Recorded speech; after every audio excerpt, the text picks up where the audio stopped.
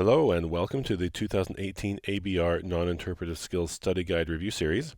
This is David Larson, Vice Chair of Education and Clinical Operations in the Department of Radiology at Stanford University, and thank you for joining me again today. We're continuing where we left off in the study guide, and so we are going to be now in section 2.1, Core Concepts of Quality. So we'll go ahead and continue with our questions for you. So the first question of this video is, what are the two dimensions of quality?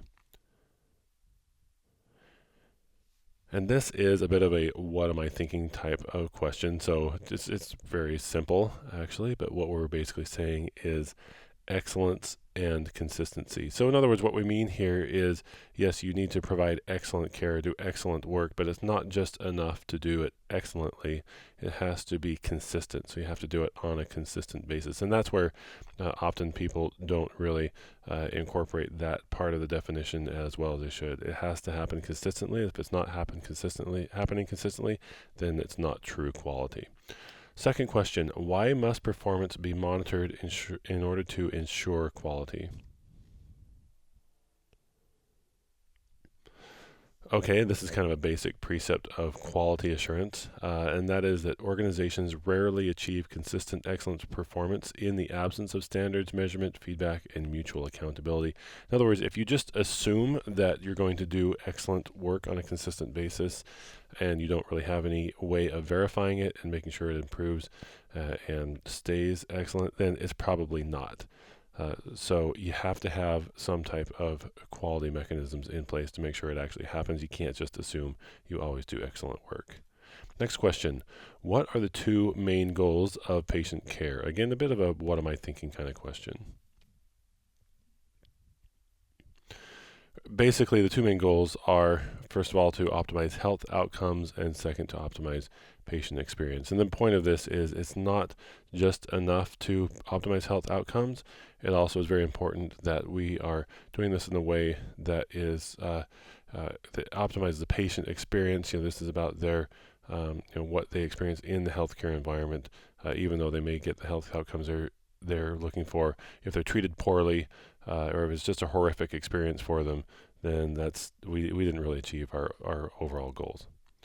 Next question, who is the final arbiter of quality of care, and why is this important?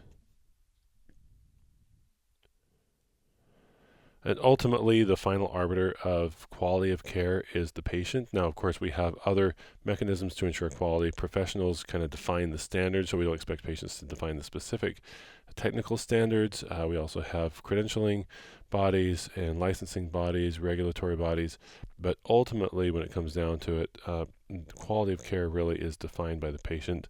And so what we mean is that the provider must understand the perspective of the patient. They've got to incorporate the patient's desires, patient's values into what is defined as quality care. And that may differ from that of the provider. So this gets a bit back to patient autonomy. So we need to really be incorporating the patient as we're thinking about what we mean by quality of care. So if it's something that we don't really care so much about, but the patient really cares a lot about, well, then we need to care a lot about it as well. Next question, what is required to achieve consistency in any outcomes, including in clinical outcomes?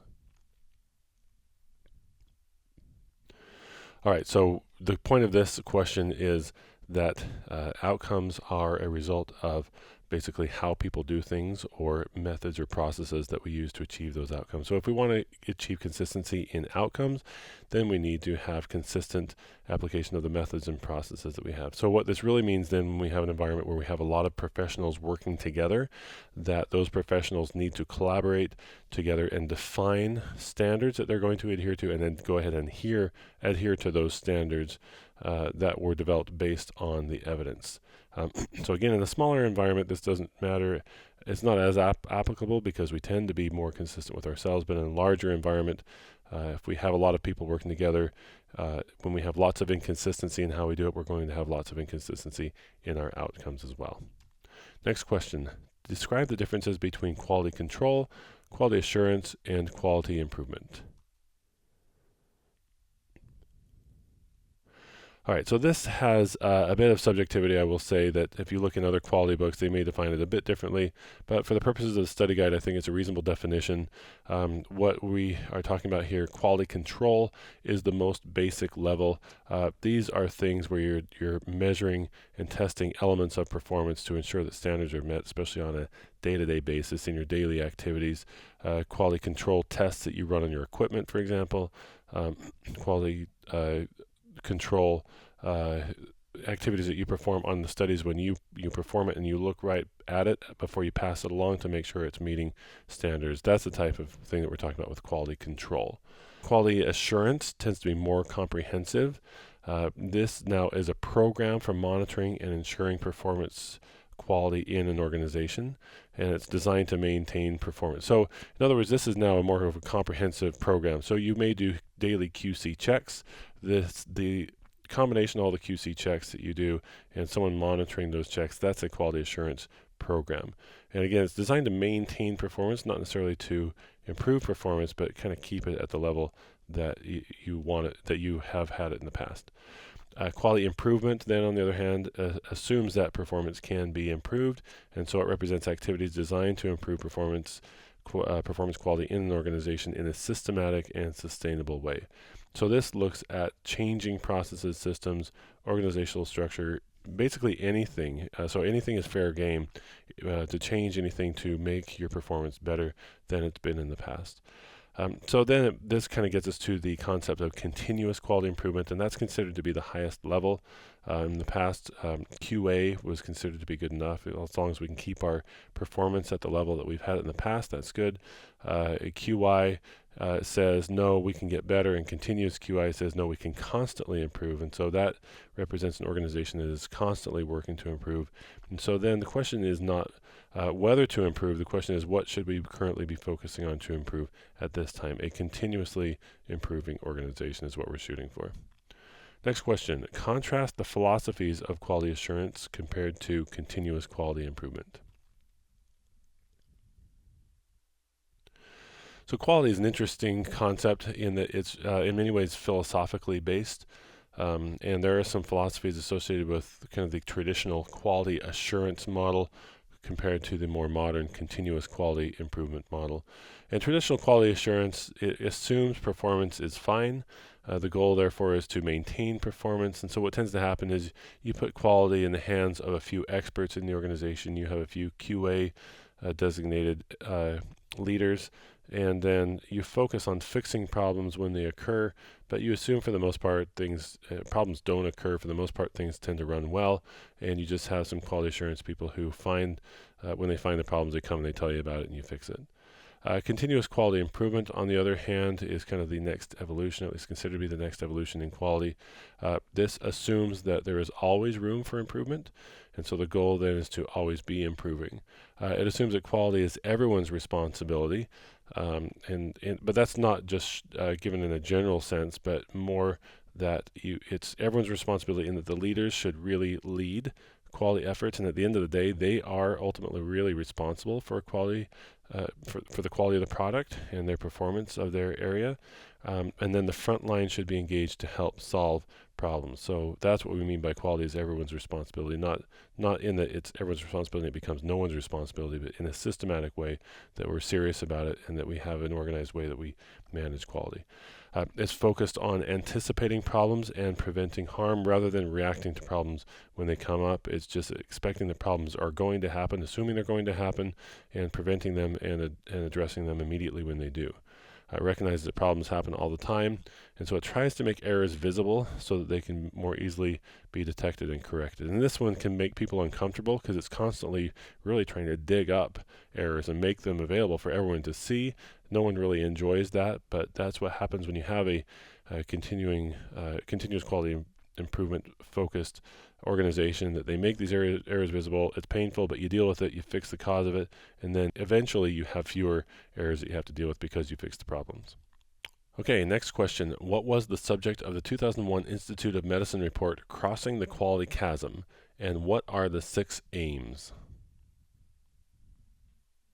This was a report that really was a high-profile publication that outlined changes that were needed to overhaul the U.S. health system in order to achieve its potential. So it provided a roadmap for the changes that needed to be made. And this followed up on an IOM report about safety that we'll talk about in a few minutes. So the roadmap that they provided, they said healthcare essentially should be safe, effective, patient-centered, timely, efficient, and equitable. Those are the 6 aims. We really should know those aims. If you want a mnemonic, then you could use the mnemonic STEEP: safe, timely, effective, efficient, equitable, and patient-centered. But you should know those aims. Okay, now what are the 6 core competencies of the ABMS and ACGME? So the 6 core competencies. Those competencies are practice-based learning and improvement, patient care and procedural skills, systems-based practice, medical knowledge, interpersonal and communication skills, and professionalism. So if you'd like a mnemonic for this, here's a silly one, but knowledge clips.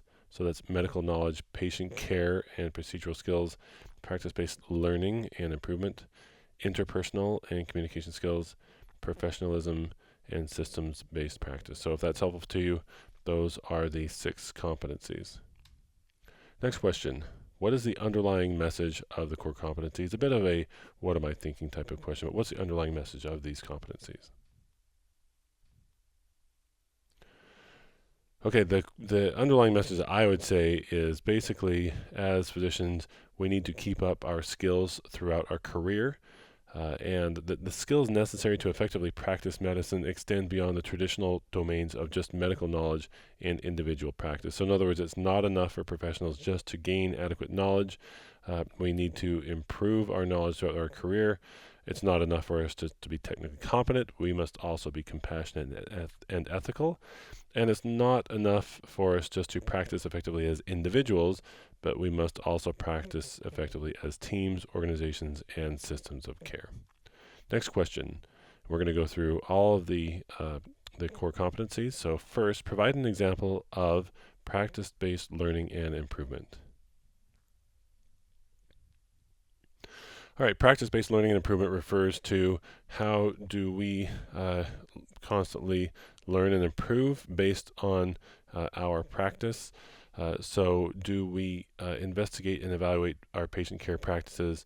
Do we appraise and assimilate the scientific evidence? And then do we improve our practice of medicine? So are we constantly learning and improving our practice based on what we're actually doing? Next question is, provide an example of patient care and procedural skills.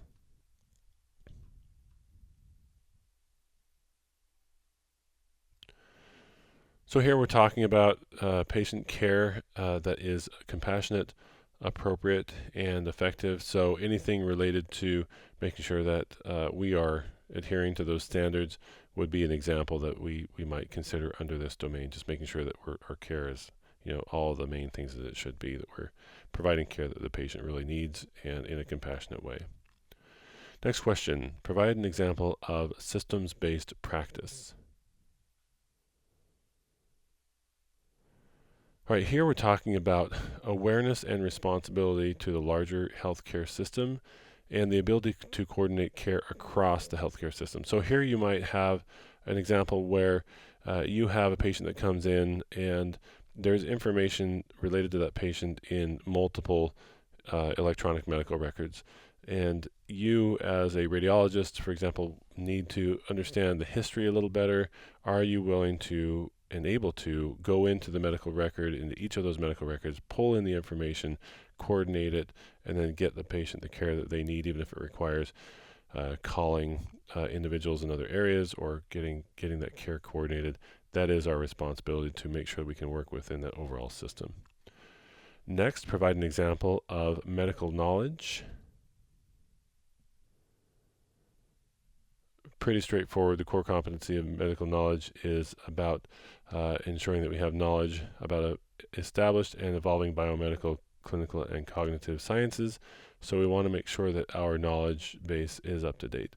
So whereas practice-based learning and improvement is more about what is the care we're actually providing and learning from what we're doing, medical knowledge is now making sure we're connected to the literature or other areas of other sources of medical knowledge.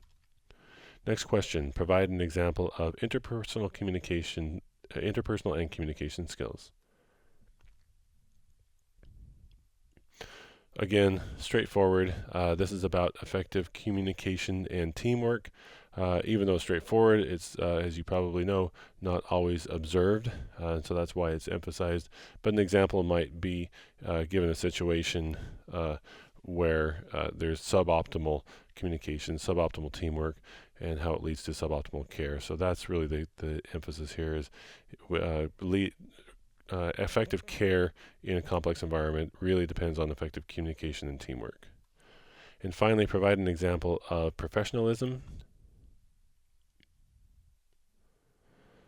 So this core competency is really referring to our commitment to carrying out professional responsibilities, adhering to ethical principles, and making sure we're sensitive to diverse patient populations. So it's really a lot of those things we talked about in the professionalism portion. A lot of it's the ethics of being a physician, referred to as professionalism. Okay, that's the end of this section. Why don't we go ahead and stop here and we'll move on to the next section in the next video. So thank you again for watching. This is David Larson reviewing the 2018 Non-Interpretive Skills Study Guide.